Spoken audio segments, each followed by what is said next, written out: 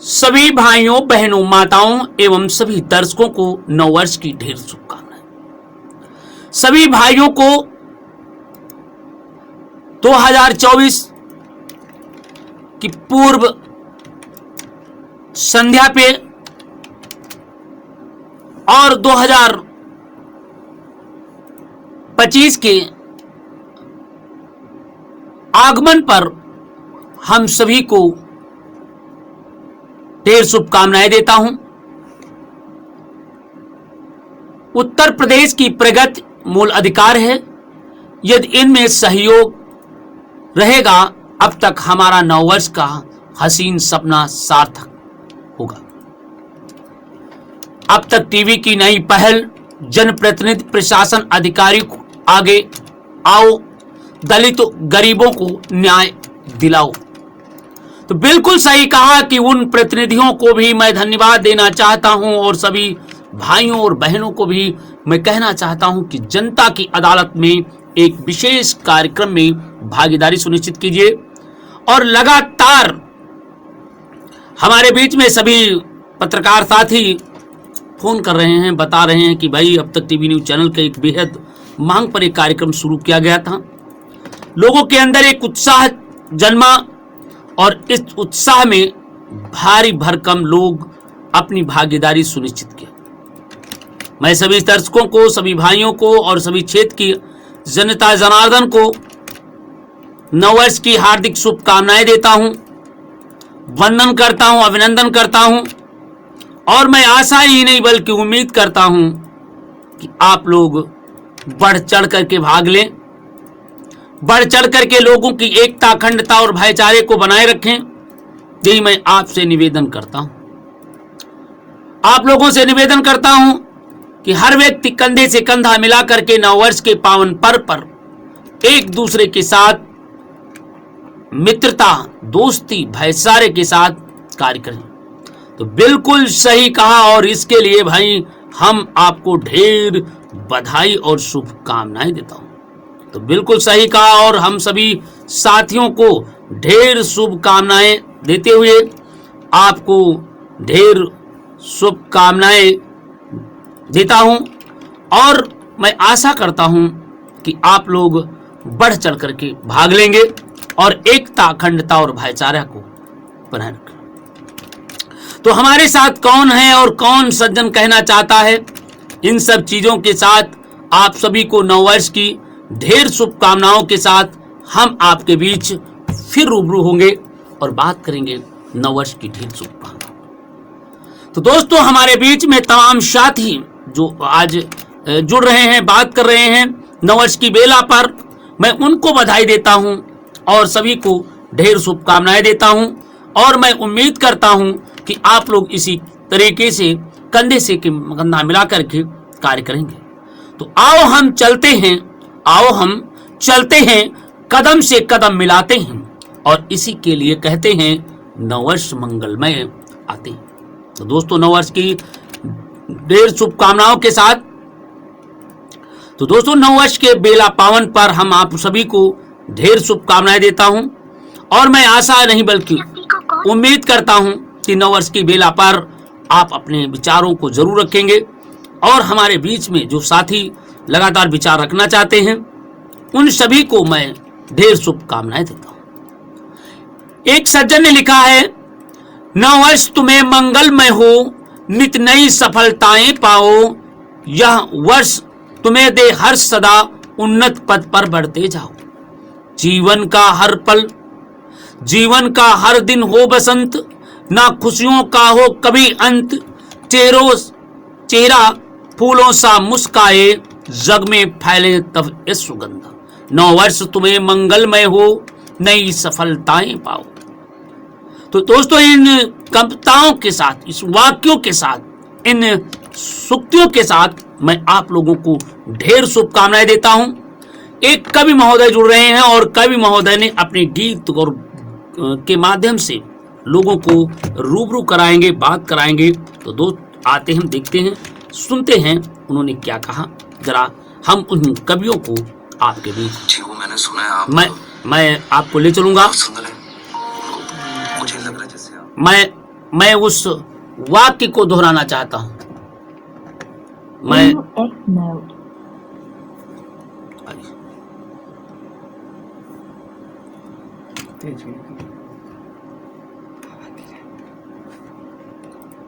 सदा उन्नति पथ पर बढ़ते जाओ, जीवन का हर नव वर्ष तुम्हें मंगलमय हो, नित नई सफलताएं पाओ। यह वर्ष तुम्हें दे हर्ष, सदा उन्नति पथ पर बढ़ते। देखिए हमारे बीच में बात करने के लिए भाई जारी है और हम बात करेंगे। भाई उन्नत पथ पर बढ़ते जाओ। देखते हैं कि जो गीत चल रहा है और हमारे बीच में जो सुनाते हैं, जरा आइए हम बात करेंगे।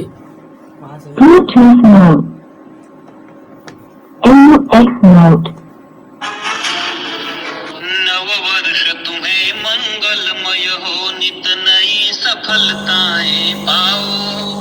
यह वर्ष तुम्हें दे हर्ष, सदा उन्नति पथ पर बढ़ते। जीवन का हर दिन हो वसंत, ना खुशियों का हो कभी अंत। चेहरा फूलों सा मुस्काए, जग में फैले तव यश सुगंध। नव वर्ष तुम्हें मंगलमय हो। आपको एवं आपके परिवार को नव वर्ष की हार्दिक शुभकामनाएं। नव वर्ष तुम्हें मंगलमय हो, नित नई सफलताएं पाओ। यह वर्ष तुम्हें दे हर्ष, सदा उन्नति पथ पर बढ़ते जाओ। जीवन का हर दिन हो वसंत, ना खुशियों का हो कभी अंत। चेहरा फूलों सा मुस्काए, जग में फैले तव यश सुगंध। नव वर्ष तुम्हें मंगलमय हो। आपको एवं आपके परिवार को नव वर्ष की हार्दिक शुभकामनाएं। दोस्तों, आप सभी को हार्दिक शुभकामनाएं हैं और ढेर शुभकामनाएं देने का तांता चल चुका है और हमारे साथ तमाम लोग अब एक दूसरे को ढेर शुभकामनाएं देने के लिए जुड़ चुके हैं। और हमारे बीच में भाई देखते हैं नववर्ष के बेला पावन पर्व पर तमाम लोग एक दूसरे को नववर्ष की ढेर शुभकामनाएं दे रहे हैं। तो देखते हैं भाई नववर्ष की ढेर शुभकामनाओं में क्या लोग कहना चाहते हैं। आइए हम आइए हम उन सभी नववर्ष की बेला पर सभी को नववर्ष की ढेर शुभकामनाएं देता हूं और हमारे साथ तमाम साथी जुड़ेंगे नववर्ष की बेला पर। और दोस्तों सभी को ढेर शुभकामनाएं दी है। मैं उन सभी ढेर शुभकामनाओं के साथ हमारे साथ जुड़ चुके हैं शेष जी भाई जनता की अदालत में। और नववर्ष की बेला पर सभी क्षेत्रवासियों को, सभी नगरवासियों को, सभी भाइयों को ढेर शुभकामनाएं देते हैं। भाई बताइए क्या जनता को क्या संदेश देना चाहते हैं? बहुत बहुत धन्यवाद जी। और सभी दर्शकों को हमारे अब तक नए चैनल से जी नव वर्ष की हार्दिक शुभकामनाएं जी और सभी को हार्दिक बधाई। देखिए आज पुलिस महानिदेशक ने सभी को नववर्ष की ढेर शुभकामनाएं दी हैं। अब तक टीवी चैनल के माध्यम से दिया है। उन्होंने कहा है कि आज नया साल है, कृपया आप शराब पी करके कदापि वाहन न चलाएं और कृपया शांति व्यवस्था बनाए रखें, कानून का पालन करें। पुलिस को भी उन्होंने सख्त हिदायत देते हुए कहा कि अपने कर्तव्यों का पालन करें। तो देखिए जरा सुनिए क्या कहा। नव वर्ष 2025 की आप सभी को हार्दिक शुभकामनाएं। युवाओं, नया साल नई उम्मीदें, नई खुशियां और नए संकल्प लेकर आता है। इसे उल्लास और जिम्मेदारी के साथ मनाएं। शराब पीकर गाड़ी न चलाएं, बाइक पर 3 सवारी न चलें, हेलमेट को अपनी सुरक्षा का साथी बनाएं और गति सीमा का पालन करें। किसी भी तरह की छेड़खानी या असामाजिक गतिविधियों से दूर रहें, क्योंकि यह न केवल गैर कानूनी है बल्कि दूसरों की खुशियों पर भी ग्रहण लगाता है। जी अभी हमारे बीच में भाई पुलिस महानिदेशक उत्तर प्रदेश जी अब तक टीवी चैनल के माध्यम से आम जनता को संदेश दिया कि भाई मैं सभी निवेदन करना चाहता हूं कि अब तक टीवी न्यूज चैनल के माध्यम से जनमानस तक बात पहुंचाने का प्रयास किया है और उन्होंने निवेदन किया है कि शांति व्यवस्था बनाए रखें और जो भी कानून के साथ खिलवाड़ करेंगे उनके खिलाफ सख्त सख्त कार्रवाई होगी। जी भाई शेष जी, आपको बहुत बहुत बधाई। और आपको जनता को क्या संदेश देना चाहते हैं, नववर्ष की बेला पर क्या करना चाहते हैं? बिल्कुल सभी जनता से हमारी यही अपील है कि भाई नव वर्ष का शुभारंभ हो रहा है और नव वर्ष की सुबह आने वाली है, तो सुबह सभी लोग उठें और उठ करके अपनी दिनचर्या को अपने गुरुजनों से प्रारंभ करें और बहुत ही उत्साह और उमंग के साथ नव वर्ष की शुरुआत करें। यही हमारा संदेश है। नशे से दूर रहें और सभी दर्शकों से एक निवेदन है कि संभव हो सके तो जो भी दुर्गुण हो उसको त्यागने का प्रयास करें। संकल्प लें कि नौ वर्ष पर हमारे दुर्गुण को छोड़ देंगे और किसी प्रकार का दुर्गुण हम नहीं करेंगे। बिल्कुल सही कहा भाई, हमारे बात भाई बहुत अच्छी बात बताई कि उन्होंने कहा कि जो हमारे बीच में आज दुर्गुण आ जाते हैं वो जरूर अभी आपको त्याग देना चाहिए और जो लोग इस तरीके के लगातार उसमें रहते हैं निश्चित रूप से उनकी सफलताएं तो होती नहीं है परंतु उनके आगे असफलताएं ही मुंह बाए खड़ी रहती हैं। इसलिए मैं सभी से निवेदन करता हूं कि कृपया आप खुशी में जीवन में खुशहाली लाए और हर लोगों को दोस्तों नए वर्ष के मंगलमय की बेला पर भाई आप सभी को ढेर शुभकामनाएं देते हैं और मैं आशा ही नहीं उम्मीद करता हूं कि आप लोग सभी लोग नए वर्ष के पावन अवसर पर अपने इष्ट मित्र दोस्तों को एक नई शुरुआत करें और एक नए साल की बात करें। दोस्तों आज क्योंकि नए वर्ष की बेला है और नए वर्ष की बेला पर हम सभी लोगों को कहना चाहते हैं 2024 का साल का अंत से महज कुछ घंटे ही दूर खड़ा है। ऐसे में अलविदा कहकर नए साल की का खुशी स्वागत करने का समय आ चुका है।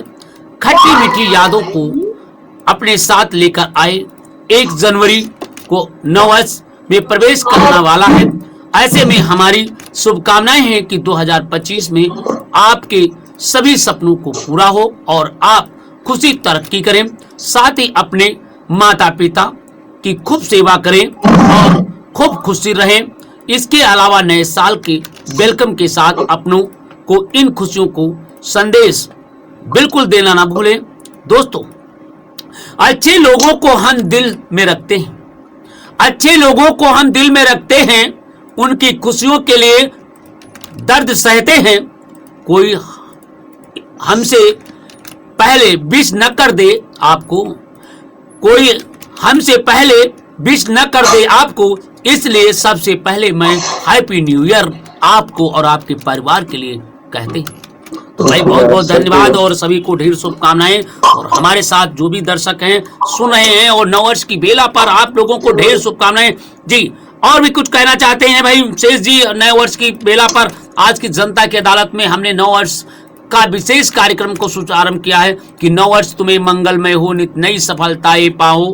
तो इसी के साथ हमने इसकी शुरुआत किया हूं कि आज भाई जनता की अदालत में केवल उन बातों को नहीं लिया जाएगा, केवल आज हम नए वर्ष पर सभी लोगों को अवसर देंगे, शुभकामनाएं देंगे जी। और कुछ कहना चाहते हैं? बस जनता से विशेष यही निवेदन है कि संभव हो सके तो अपने द्वारा जो शरीर में किसी प्रकार का अवगुण हो उसे त्यागने का संकल्प लें और सद्गुण को स्वीकार करें। बिल्कुल बिल्कुल, इसके लिए मैं आपको बहुत बहुत बधाई देता हूं, धन्यवाद देना चाहता हूं। आपने जो कहा है कि आपके अगर शरीर नवास 2025 आ गया है, 24 अलविदा कह रहा है, तो हमें बुराइयों को त्याग देना चाहिए और नई हमें अच्छे गुण हमें प्रवेश करना चाहिए, अवगुणों को त्याग देना चाहिए। यही नए साल की आपकी शुरुआत होना चाहिए। नववर्ष की पावन बेला में यही नववर्ष की पावन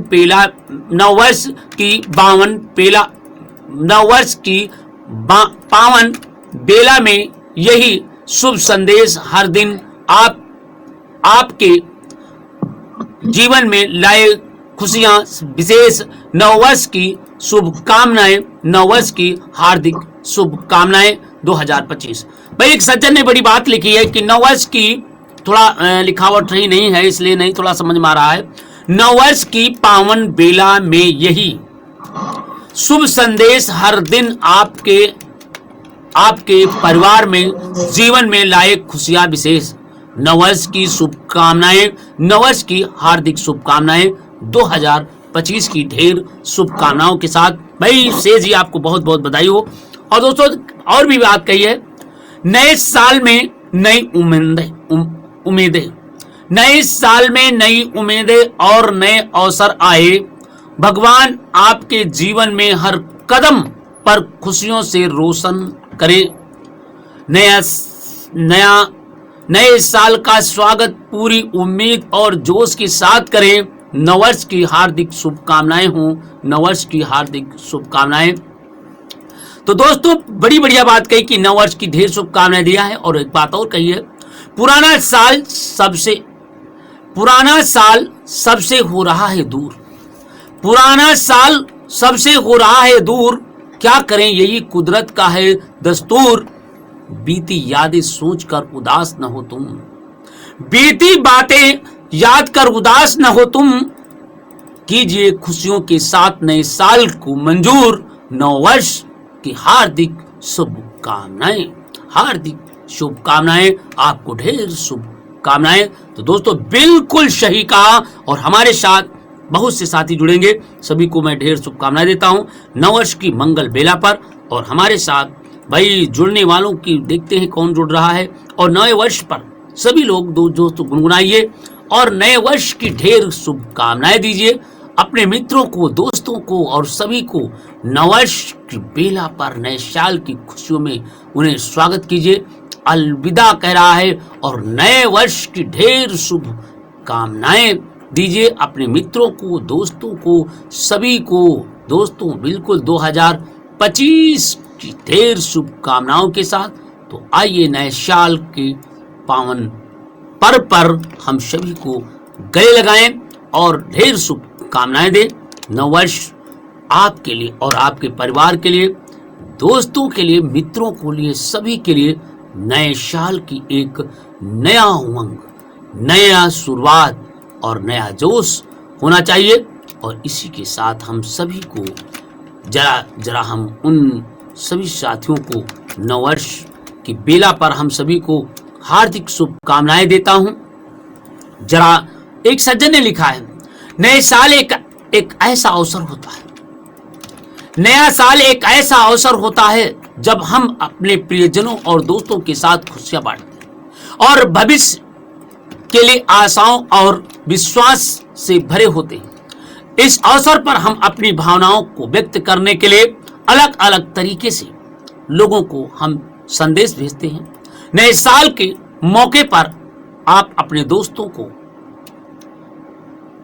खूबसूरत जीवन में बढ़ने, तरक्की और उन्हें आत्मविश्वास के साथ उन्हें ढेर शुभकामनाएं देने के लिए कृपया गुनगुनाइए और अब तक टीवी चैनल को फोन मिलाइए। जीवन के हर राह पर आपको मिले सफलता, जीवन के हर राह पर मिले आपको सफलता, आपकी नजरों में दिखे खुशियों की झलक, जीवन के हर कदम पर मिले खुशियों का बहार, जीवन के हर कदम पर मिले खुशियों की बहार। मुबारक हो आपको नया साल 2025। इसी के साथ सभी को ढेर शुभकामनाएं देता हूं और मैं आशा ही नहीं उम्मीद करता हूं कि दोस्तों इस पावन बेला पर सभी को ढेर शुभकामनाएं दीजिए और एक दूसरे को गले लगाइए, क्योंकि नए साल की बेला पर। तो आइए नए साल पर ले नया संकल्प, नए साल पर ले नया संकल्प, आपके भविष्य हो उज्जवल। Happy new year 2025। इसी के साथ सभी को ढेर शुभकामनाएं दी है। नया साल खुशहाली लाए, अंधकार को दूर मिटाए, नव वर्ष की ढेर शुभकामनाएं दिया है भाई। सुख संपत्ति समृद्ध घर आए, नया साल उमंग लाए, आपका जीवन खुशियों से भर जाए। नए साल आए बनकर उजाला, मेरी दुआ है कि मेहरबान रहे आपके ऊपर वाला। खुशियों की बौछार हो, हमारी दोस्ती में खूब प्यार हो। साल तो आते जाते रहें, पर हमारी दोस्ती सदा बहार हो। नए साल हो इतना खास, कभी न हो मुश्किलों का एहसास। दुख का एक लम्हा पास न आए, पूरा साल आपको खुशियों का जश्न मनाए। प्रभु मेरी यही है आस, अपनों का हो प्यार और विश्वास। नया साल की अब कल करेंगे नई शुरुआत।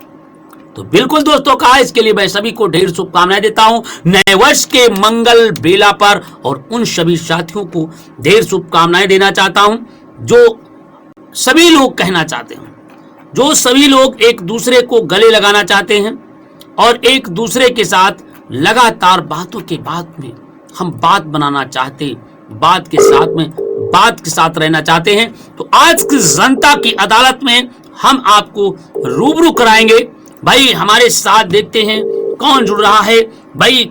फोन की घंटियां बज रही हैं हमारे साथ। आज की जनता की अदालत में हम जनता को साथ बात करेंगे। और दोस्तों, अगर आपके क्षेत्र में किसी के साथ जुल्म हो रहा है, जास्ती हो रहा है, अन्याय हो रहा है, अत्याचार हो रहा है, भ्रष्टाचार हो रहा है, तो कृपया जुल्म से डरें, जुल्म से नहीं। तो दोस्तों, अगर आपके क्षेत्र में किसी भी प्रकार की कोई भी बात कहना चाहते हैं तो फोन मिलाइए 9454325236 9454325236 पर, और हम आपके बीच बस होते रहेंगे इसी तरीके से रूबरू और बात करते रहेंगे। फटाफट बात करिए और मिलाइए। दोस्तों, अब तक टीवी चैनल जन जन की आवाज है, इसलिए मैं आप लोगों को ढेर शुभकामनाएं देता हूं। और मैं आशा ही नहीं बल्कि उम्मीद करता हूं अब तक टीवी न्यूज चैनल आपको, आपके परिवार को ढेर शुभकामनाएं दें। और मैं सभी को ढेर शुभकामनाओं के साथ मैं उन शक्तियों को, उन लोगों को, उन भाइयों को मैं ढेर शुभकामनाएं देना चाहता हूं। देखते हैं भाई नए वर्ष के मंगल बेला पर क्या कहना चाहते हैं। हमारे साथ अन्य भी साथी लगातार फोन कर रहे हैं जनता की अदालत में। मैं उनसे भी पूछता हूं क्या उनके अंदर है। तो दोस्तों, आपके साथ में किसी भी प्रकार का जुल्म हो रहा है, जास्ती हो रहा है, अन्याय हो रहा है, अत्याचार हो रहा है, तो कृपया जुल्म से डरें, जुल्म से नहीं। जय श्री राम। आपको नव वर्ष की ढेर शुभकामनाएं और आपको मंगलमय हो, आपके और आपके परिवार को, सभी दोस्तों को। आपको अब तक टीवी न्यूज चैनल के स्टूडियो से जुड़ चुके हैं और आपको मैं ढेर शुभकामनाएं देना चाहता हूं। और आप अपने दर्शकों को क्या कहना चाहते हैं, जरा भाई नए वर्ष के पावन अवसर पर क्या आप संदेश देना चाहते हैं? हम चाहते हैं कि सभी खुश रहें और नया वर्ष के लिए मंगलमय हो जी। और आने वाले समय में अच्छे कार्य हो, सरकार को भी समृद्धि आए, बेरोजगारों के साथ कोई छल कपट ना हो, सही परीक्षाएं हो, पेपर आउट ना हो। सरकार से भी हम यही अपेक्षा करते हैं जी। आपका कहना है कि सरकार जो विफलताओं की तरफ बढ़ता जाए है वो सफलताओं की तरफ बढ़े और सभी युवाओं को नौकरी मिले, रोजगार मिले, व्यापार मिले, कृषि मिले और कृषि सभी क्षेत्रों के लोगों को सुख समृद्धि मिले। भाई इसके लिए भाई बहुत बहुत धन्यवाद। और क्या सूचना देना चाहते हैं जरा बताइए। हाँ, और चाहते हैं कि ये जो भ्रष्टाचार का स्तर बढ़ रहा है ये जरूर खत्म हो। इसके जब तक ये भ्रष्टाचार रहेगा, बढ़ता रहेगा, तब तक आम आदमी को कोई न्याय नहीं मिल सकता। और जो कोर्ट में मुकदमे चल रहे हैं, वो भी संभव में ढंग से समाप्त हो। एक एक मुकदमा 20-20, 25-25 साल चल रहा है, तो इसमें पक्ष विपक्ष किसी को न्याय नहीं मिलता। सरकार को इस पर ध्यान देना चाहिए। सारे मुकदमे 90 दिनों के अंदर समाप्त होने चाहिए, मुकदमा दर्ज होने के बाद में। जी भाई, जो कोर्ट में 90 दिन के बाद है और फिर कोर्ट के बाद में 90 दिन के अंदर ट्रायल केस चलाने के बाद फिर उसे निर्णय दे देना चाहिए। और जो 20-20 साल 10-10 साल के मुकदमे हैं, भाई सरकार ये कहती है कि इतने मुकदमे, लाखों मुकदमे न्यायालय में विचाराधीन है। तो मैं ये जानना चाहता हूं, अगर इतने मुकदमे न्यायालय में विचाराधीन है तो इसे कैसे सरकार इतनी जल्दी, क्योंकि रोज डेली मुकदमे लिखे जाते हैं और नए मुकदमे जो हैं वो विचाराधीन रहते हैं, तो कैसे कर पाएंगे? बताइए, कैसे इतना वो कर पाएंगे, मुकदमों का हल कर पाएंगे? सरकार चाहे तो सब कर सकती है। जजों की संख्या बढ़ा दी जाए और वकील जो लटकाते हैं मुकदमों को किसी न किसी बहाने से अनिवार्य कर दिया जाए कि प्रत्येक सीजन के यहाँ 10-20 मुकदमे हर महीने कम से कम 20-25 मुकदमे डिसाइड करे। ये तारीख पर तारीख दे देते हैं, गवाह नहीं बुलाते हैं, कभी गवाह आते हैं ऐसे लौट जाते हैं, मतलब किसी की जवाबदेही नहीं है। ये तय हो और संख्या बढ़ाई जाए। और ये जो अभियोजन पक्ष के सरकारी वकील होते हैं, इनको भी इसी तरह दिशा निर्देश दिए जाए कठोर, ये सब करना होगा। ये लटकाने की जो परिस्थिति चल रही है ना, उससे माफियाओं को, अपराधियों को फायदा मिलता है और फिर वो नए नए क्राइम करते रहते हैं। एक बार मुकदमा लिखा, जमानत करा लिए, उसके बाद फिर नए अपराध में शामिल हो गए। और जो सज्जन लोग हैं उनके विरुद्ध कोई झूठा मुकदमा लिख गया तो वो 20 साल तक, मरते दम तक उसके लिए लड़ते रहते हैं और उनको फाइनल नहीं हो पाता। जी, बहुत सुंदर भाई। देखिए, बहुत बढ़िया आपने बात कही भाई, इसके लिए मैं आपको बधाई देता हूं, क्योंकि आपने कहा कि मुकदमे की तत्काल सुनवाई होनी चाहिए और मुकदमे में निर्णय होना चाहिए। जी बिल्कुल सही। और क्या कहना चाहते हैं? और ये कहना चाहते हैं कि गौशालाओं में गायों की बहुत बुरी दशा है।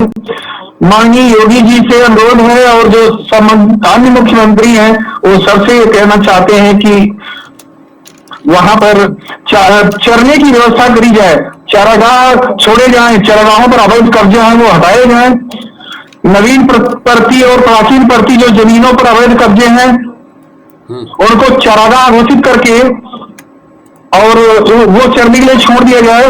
तो ये गायों को जो 30-40 रुपया देना पड़ता है और वो मर रही है, वो 30-40 रुपया प्रधान और वो गुंडे उसमें जो बैठाए गए हैं वो सब खा जाते हैं। देखिए, गाय भूख से मर रही है, गाय भूख से मर रही है। और 9 वर्ष के बेला पर भाई जो आपने कहा, इसके लिए एक सज्जन ने 4 पंक्ति लिखा है, मैं उनको पढ़ के सुना दूं आपको। लिखा है, क्या कहते हो, एक उन्होंने 4 लाइनें लिखी है, लाइव पे लिखा है, क्या कहते हो, समानता संविधान में है, क्या कहते हो, समानता संविधान में है, क्या कहते हो, रूस का आसमान में है, क्या कहते हो, माने राष्ट्र का सुर का आसमान में है, क्या कहते हो, और कानून की नजरों में सब बराबर है, हमारे हिंदुस्तान में क्या कहते हो, घड़ा बिकती है आजकल सरेआम, मोहब्बत की दुकान में क्या कहते हो, शहीद हो गए देश के लिए कई लोग, शहीद हो गए देश के लिए कई लोग, उनके खानदान में क्या कहते हो, उनके खानदान में क्या कहते हो, वही पीकर भाषण देते हैं 2-2 घंटे, वही पीकर भाषण देते हैं 2-2 घंटे, नशा मुक्त अभियान में क्या कहते हो। जरा सुनिए, नशा जो वह पीकर भाषण देते हैं 2-2 घंटे, नशा मुक्त अभियान में क्या कहते हो, 3-3 तलवारें रखे हैं नेता, 3-3 तलवारें रखे हैं नेता जी, एक ही म्यान में क्या कहते हो, कई बार आसमान सा महसूस होता है, कई बार अपमान सा महसूस होता है, अपने ही सम्मान में क्या कहते हो, दिया टिमटिमाता ही रहा रात भर, दिया टिमटिमाता रहा रात भर, भयंकर तूफान में क्या कहते हो, आज भी रहता है वह खुशी खुशी कच्चे दलन में क्या कहते हो। हिंदुस्तान जिंदाबाद के नारे लगे कल, हिंदुस्तान के नारे लगे कल, पूरे पाकिस्तान में क्या कहते हो। मां की दुआ के साथ भी मां की दुआ साथ ही उनके मां की दुआ साथ ही उनके पास हुआ हर इम्तिहान में क्या कहते हो। मां की दुआ थी हर साथ उनके, मगर इम्तिहान में क्या कहते हो। तो बिल्कुल सही कहा और इस सज्जन ने बड़ी बारीकी से लिखा है और इसके लिए मैं भाई बहुत बहुत धन्यवाद देता हूं। भाई बताइए। बहुत सुंदर लिखा है और ये आज का जो भी परिदृश्य है उस पर इन्होंने बहुत सुंदर कटाक्ष किया है जी। और हम ये चाहते हैं कि जैसे बिहार में देख लीजिए, अभी बीपीएससी का पेपर आउट हुआ है, वहां पर जो छात्र आंदोलन कर रहे हैं उन पर आधी रात को ठंडा पानी वाटर कैनन चलाया जा रहा है, लाठियां चलाई जा रही हैं और सरकार कह रही है कि हम कुछ नहीं सुनेंगे, हम कोई परीक्षा निरस्त नहीं करेंगे। उसका सचिव उसका बीपीएससी का बिहार पीसीएस का सचिव बता रहा है कि हम कोई प्रश्न ही नहीं उठता है परीक्षा रद्द करने का। जी। ये कितना बड़े अहंकारी हैं। अगर इनको जनता के अभी चुनाव आने वाला है, अगर ये ईवीएम से चुनाव धांधली करके न हो रहा होता तो ये इनकी भाषा नहीं होती। इनकी ये भाषा सिद्ध करती है कि ईवीएम में बहुत बड़ी गड़बड़ी है, बहुत बड़ी धांधली होती है। जी। चुनावी वर्ष में इस तरह से आम जनता के वो बच्चे बेरोजगारों पर इतना भयानक अत्याचार किया जा रहा है और उसके बाद में ये जो बोल रहे हैं इसी भाषा इनकी जिसमें कहीं भी नम्रता नहीं है। भाजपा का एक नेता बोल रहा था कि हमने जो परीक्षा दिया, हमारे यहाँ आंगनबाड़ी का एक टाप किया है। अरे एक आंगनबाड़ी का तुम टाप करवा के 100 वैकेंसी बेच रहे हो और आरोप लगाते हो कि वो जमीन लिखवा लेते थे। अरे वो एक की जमीन लिखवाते थे, कहीं 2-4 की। हम तो देखते हैं सभी भ्रष्ट हैं, लेकिन वो भ्रष्टाचार उनका एक सीमा था, 50% भ्रष्ट थे।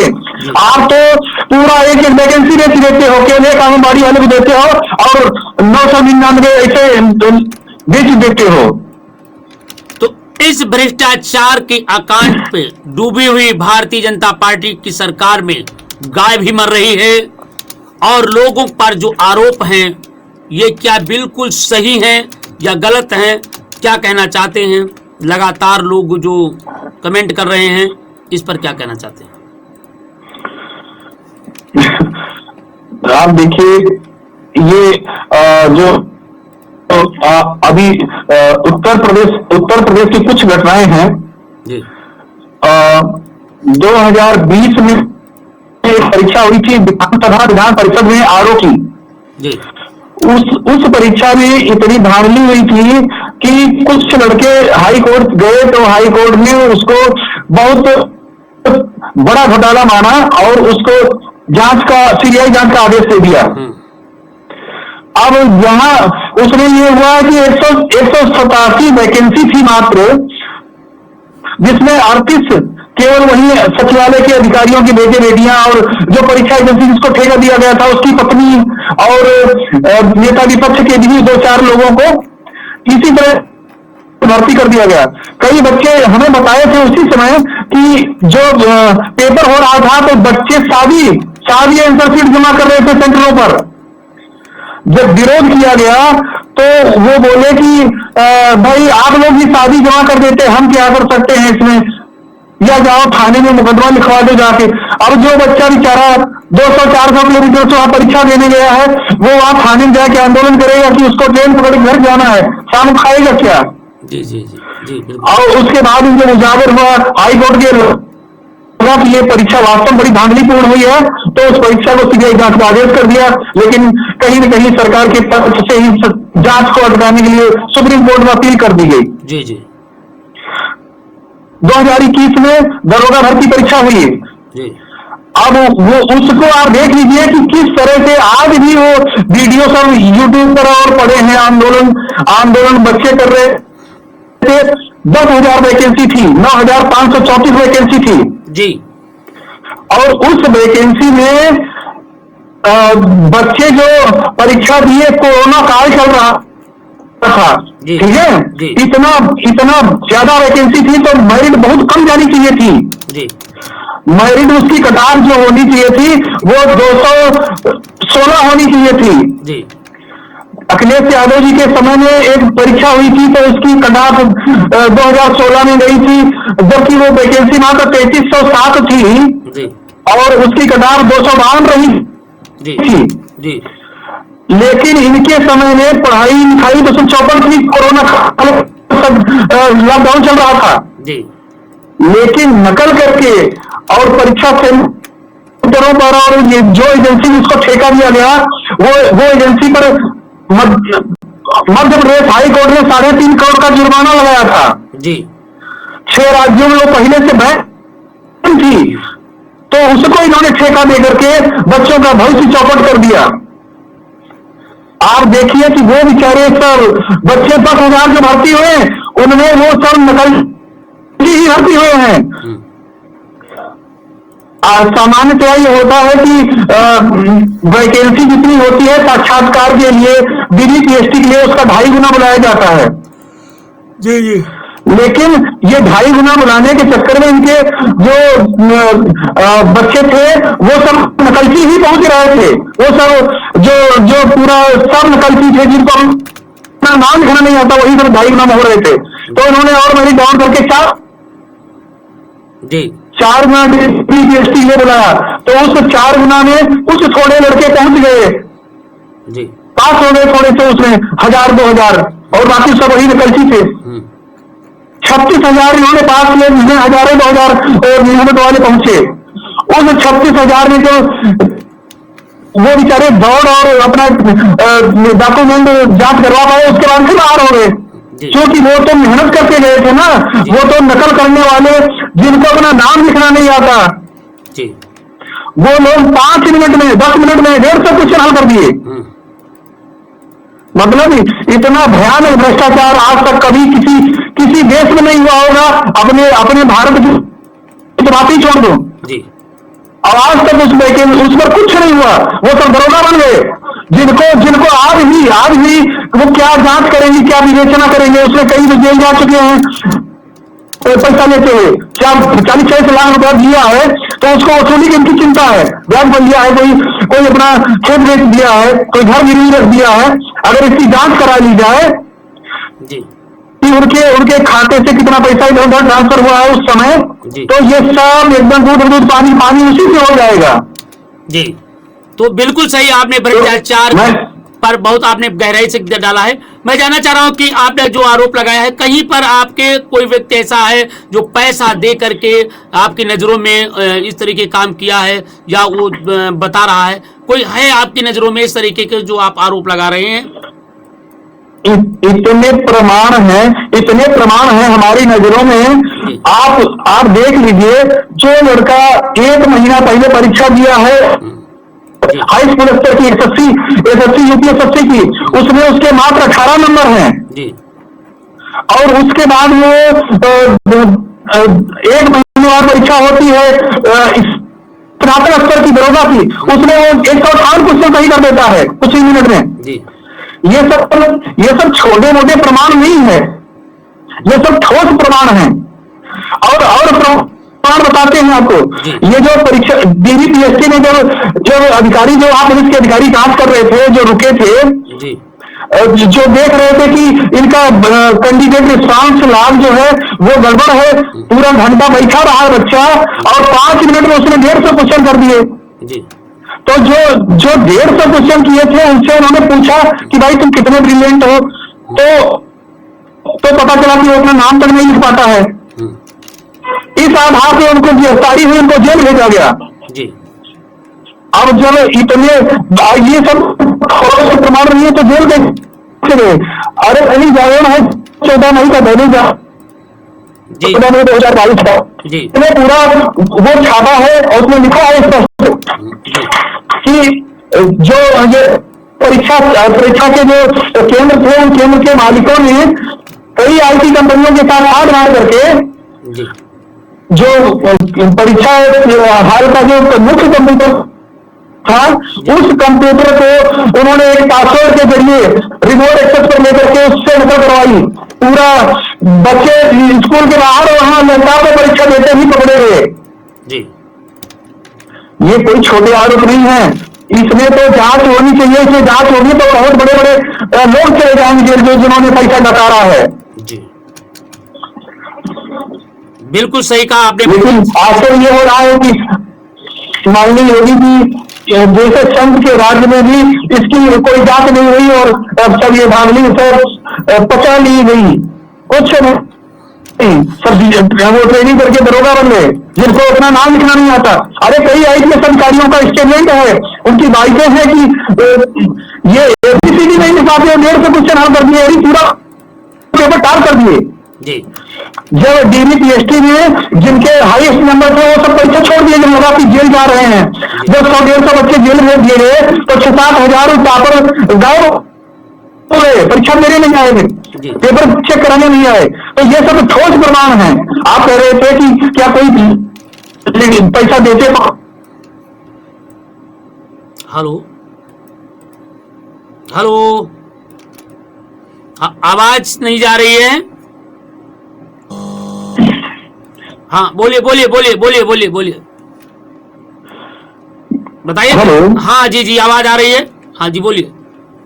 हम ये कह रहे थे ये सब ठोस प्रमाण है, इनके लिए किसी प्रकार के अलग से साक्ष्य की जरूरत नहीं है। ये अपने आप में स्वयं चीख करके सिचुएशन बताती है कि उसमें जो हम तो ये सरकार से मांग करते हैं, आज भी हमने सरकार से अनुरोध किया है कि केवल अगर इनको लगता है कि ये ऐसा नहीं है तो केवल 36,000 जो इन्होंने पास किए थे परीक्षा में, 36,170 बच्चों का एक ही दिन में परीक्षा हो जाएगी, एक दिन में हो जाएगी, एक पाली में हो जाएगी। उनकी परीक्षा करान देख लें, केवल 1,000-2,000 लड़के जो मेहनत वाले हैं वही पास होंगे और सब फेल हो जाएंगे। और ये दरोगा जो बने हैं, इन दरोगा में 50 भी नहीं पास हो पाएंगे। तो इस स्थिति में जो भारतीय जनता पार्टी पर आपने बहुत गंभीर आरोप लगाए हैं, अगर ये हालात रहे 2027 के, तो इस पर क्या होगा? अब ये हालात रहे तो जनता समझ चुकी है। इन्होंने इसीलिए ये जो है उन सब बातों पर कोई चर्चा ही नहीं होने देते हैं। जनता तो समझ चुकी है और जनता इनको जरूर इसका दंड देगी, क्योंकि ये भर्ती जो चोरी से हुए हैं, जो पैसा दे के हुए हैं, वो तो मात्र 10,000 हैं, और जो बाहर कर दिए गए, जो ईमानदारी से हो सकते थे, उनके साथ पूरा प्रदेश खड़ा है। वो जो नहीं हो सकते दरोगा भर्ती हो नहीं हो सकते, वो नहीं चाहते हैं ईमानदारी से जो होने लगे हैं वही होने चाहिए। ये डाकू नहीं बनने चाहिए दरोगा। ये एक बहुत अच्छी पोस्ट होती है और वो न्याय करने का काम करते हैं एक तरह से। और जो पैसा देके जो भ्रष्टाचार करके जिसको कोई विवेक नहीं है वो दरोगा बन गया, तो वो कैसी विवेचना करेगा, कैसी जांच करेगा? जी, ईमानदारी का जो सबक सिखाना चाहिए वो ना सिखाते हुए एक भ्रष्टाचार का गंभीर आरोप लगा है। तो भाई बिल्कुल सही कहा। और आपने अगर किसी भी बंदे को इस पर अगर थोड़ी भी शक हो तो हमारे बीच में भाई भाई राम कुमार मिश्रा जी जुड़े हुए हैं। इन्होंने बड़ी अच्छी जानकारी दिया, तर्क संगत जानकारी दी और कहा कि मैं योगी बाबा की सरकार से मांग करता हूं, मैं देश के प्रधानमंत्री, देश के चौकीदार से मांग करता हूं कि अगर चौकीदार चाहते हैं ईमानदार देश का विकास हो, देश में अमन शांति रहे, तो जिन लोगों ने पैसा देकर के भ्रष्टाचार करके यहाँ पे आए हुए हैं और भ्रष्टाचार कर रहे हैं, इन लोगों के खिलाफ कार्रवाई होनी चाहिए। और कार्रवाई ही नहीं, इन्हें जेल भेज देना चाहिए। और अगर ये कर देते हैं तो निश्चित रूप से हम पूरा आशा और नहीं विश्वास भी करता हूं कि ऐसे लोगों को खिलाफ कार्रवाई होनी चाहिए। क्योंकि अगर ऐसा नहीं होता है तो लोगों का विश्वास खत्म हो जाएगा और निश्चित रूप से आने वाले वक्त में जो परीक्षाएं हैं, परीक्षा खिलौना हो जाएगी। तो आज आपने बहुत अमूल्य समय दिया, इसके लिए बहुत बहुत धन्यवाद भाई। और मैं आशा ही नहीं उम्मीद करता हूं आपकी आवाज शासन प्रशासन तक पहुंच रही है। प्रत्येक दिन शाम 7 बजे जनता की अदालत में जनता की बात, जनता के साथ जनहित के मुद्दों पर बात की जाती है। आपने समय दिया, इसके लिए मैं बहुत बहुत बधाई देता हूं, क्योंकि अब घड़ी हमारी समाप्ति की तरफ चल रही है, क्योंकि 7 बजने वाला है। और मैं आशा ही नहीं उम्मीद करता हूं कि कल जरूर सुनेंगे। और इस भ्रष्टाचार के खिलाफ भाई हमारे बीच में राम कुमार मिश्रा साहब जुड़े हुए हैं, इनके साथ मिल करके आर पार की लड़ाई लड़ें। और निश्चित रूप से उन गरीब जिन माँ बाप ने बड़ी मेहनत से पढ़ करके अपने बेटे को उम्मीद के साथ इसलिए पढ़ाया था कि हमारा बेटा कुछ न कुछ बन करके आएगा, परंतु जब बेटा पढ़ाई देने गया, परीक्षा देने गया, तो वो कुछ भी नहीं बन पाया। बना क्या? राम कुमार मिश्रा जी आपको पूरी दस्तान सुनाया है। और इस तरीके की मुहिम पूरी चालू हो गई है भ्रष्टाचार के खिलाफ 2027 में। उसे बाबा साहब अम्बेडकर ने कहा था, मेरा संविधान इतना निष्पक्ष और निर्भीक है, इसे लागू करने वाले लोग अगर ईमानदार होंगे तो ये सबसे अच्छे संविधान लागू ईमानदारी के साथ होगा तो ये अच्छा साबित होगा। मगर अगर इसे लागू करने वाले लोग ईमानदार नहीं होंगे तो निश्चित रूप से ये संविधान अच्छा साबित नहीं होगा। तो बिल्कुल सही कहा। और इस प्रकार आपको बताना चाहेंगे कि निश्चित रूप से आज चारों तरफ आक्रोश है, चाहे हमारी गाय हो, चाहे हमारी गांव में विकास के मुद्दे हो, चाहे हमारे बीच में नौकरियों के लिए हो, चाहे किसी क्षेत्र में देख लो तो भ्रष्टाचार मुंह बाए खड़ा हुआ। 2024 में हत्याएं, लूट, अपहरण, बलात्कार की घटनाएं बढ़ती जा रही हैं। बेरोजगार चारों चरम सीमा पर बढ़ता जा रहा है। शिक्षा के क्षेत्र में लगातार गिरावट आती जा रही है। लोगों में आक्रोश है। और इसलिए मैं उत्तर प्रदेश की सरकार से मांग करता हूं, केंद्र की सरकार से मांग करता हूं, भाई राम कुमार मिश्रा जी के विचारों को ध्यान दें, सुने, जो इन्होंने कहा है उसकी जांच कराएं और जो भी दोषी हो उसको सख्त से सख्त सजा दिलाएं। यही मेरी मांग है। और मैं अंतिम बात भाई राम कुमार मिश्रा से सुनना चाहता हूं, इनकी मांग क्या है जरा ये बताएं। जी राम कुमार साहब क्या कहना चाहते हैं अंतिम बात? क्योंकि जी हाँ, मैं ये चाहता हूँ कि उस समय जब आंदोलन चल रहा था तो बच्चों को पुलिस अधिकारियों ने कहा था कि भाई आप लोग आंदोलन करोगे तो आपके खिलाफ मुकदमे लिखे जाएंगे, आपकी कार्रवाई हो जाएगी और आप परेशान हो जाओगे। अच्छा हो गया कि अभी वैकेंसी निकलने जा रही है, 2800 अभी तुरंत आ रही है, हर साल 2000 वैकेंसी निकलती है। आप इसमें ईमानदारी से होगा, चयन हो जाएगा, आपका कोई दिक्कत नहीं है। बच्चे डर के मारे और विश्वास करके कि चलो वैकेंसी आ रही नहीं आ रही है, वो वैकेंसी अगर हर साल नियमित रूप से प्रत्येक विभाग में वैकेंसी निकले और ईमानदारी से परीक्षा हो तो इतना ये भ्रष्टाचार में कमी अपने आप ही आ जाएगी। संविधान में ये व्यवस्था किया है बाबा साहब ने कि मूल अधिकार दिए हैं। उन मूल अधिकारों में एक अधिकार यह भी है कि लोक नियोजन में हमें अवसर की क्षमता मिलेगी जी। लेकिन ये सरकारें जो है ये जानबूझ करके अब जब IAS का पेपर जो होता है, जो राज्य लोक सेवा आयोगों का पेपर है, वो हर साल होता है, लेकिन वही और अधीनस्थ सेवा परीक्षा के जो बच्चे तैयारी करने वाले हैं परिवारों से, उनको ये अवसर नहीं मिलता है कि हर साल परीक्षा दें। उनकी वैकेंसी 2-2 हजार की इकट्ठा करके एक साथ 10,000 कर ली जाती है और उसको 5 साल बाद बेच दिया जाता है जी। जबकि होना यह चाहिए कि प्रत्येक साल लोक नियोजन में अवसर की क्षमता का मूल अधिकार उनका हनन नहीं होना चाहिए। हर साल परीक्षा हो जी। उनको भी 4 अवसर अपने चयन अपनी रुचि के अनुरूप नौकरी पाने के लिए 4 अवसर जब दूसरों को मिलते हैं तो उनको भी मिलने चाहिए। अगर ये परीक्षा हर साल हो तो नहीं हो दिक्कत आए। ये 2021 के बाद में फिर 22 में होनी चाहिए थी। अब जो बच्चे 22 में उस आयु वर्ग में थे, 23 में थे, 24 में थे, अब जब वैकेंसी नहीं निकली तो सब और एज लोग थे। उधर भ्रष्टाचार कारण वो निकल गए और इधर फिर वैकेंसी नहीं निकाली गई, ओवरेज हो गए। आप 25-26 में जब चुनाव आएगा तब 10,000 निकाल दी जाएगी और फिर बेच दी जाएगी इसी तरह से। जी यही चलता है इनका, और इससे त्राही त्राही मची है जनता में। भयानक आक्रोश, बेरोजगार चिल मर रहे हैं, आत्महत्या कर रहे हैं, बच्चों की शादियां नहीं हो रही हैं। मतलब इतना कभी ये नेता अपने घर से बाहर निकल के जनता के बीच नहीं जाते। राजाओं की आलोचना होती, लेकिन उनमें बहुत ऐसे होते थे कि वो गांव जाके एक होकर देखते थे कि क्या दुख है जनता के बीच। जी बिल्कुल सही कहा भाई। इसके लिए मैं आपको बहुत बहुत बधाई देती। आपने बड़ी जोश के साथ और बड़े साज के साथ आपने जो के बीच, इसके लिए मैं धन्यवाद देता हूं। और मैं आशा ही नहीं, उम्मीद करता हूं कि आप इसी तरीके की जनहित के मुद्दे को जनता के बीच में उठाते रहेंगे और निश्चित रूप से आपकी बातों को अध्ययन करते हुए जनता की अदालत आपकी बात को निष्पक्षता निर्भीकता के साथ कहेगी और रखेगी, और मैं सरकार तक, शासन प्रशासन तक पहुंचाने का काम करेंगे।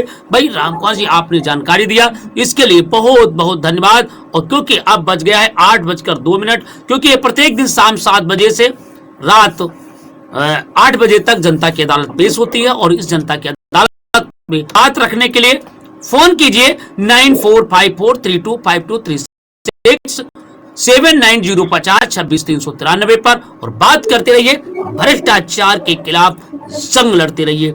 नमस्कार, ढेर शुभकामनाएं, और आपको सुप्रभात की ढेर शुभकामनाएं मैं देता हूं, और गुड नाइट को आपको कहे बोलते हुए और नव वर्ष की ढेर शुभकामनाएं देता हूं भाई।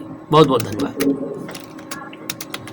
तो अभी हमारे बीच में भाई रामकुमार साहब जी बोल रहे थे। रामकुमार साहब ने बड़ी अच्छी बात बताई, और उन्होंने क्या कहा आपके बीच मैंने सुनाया।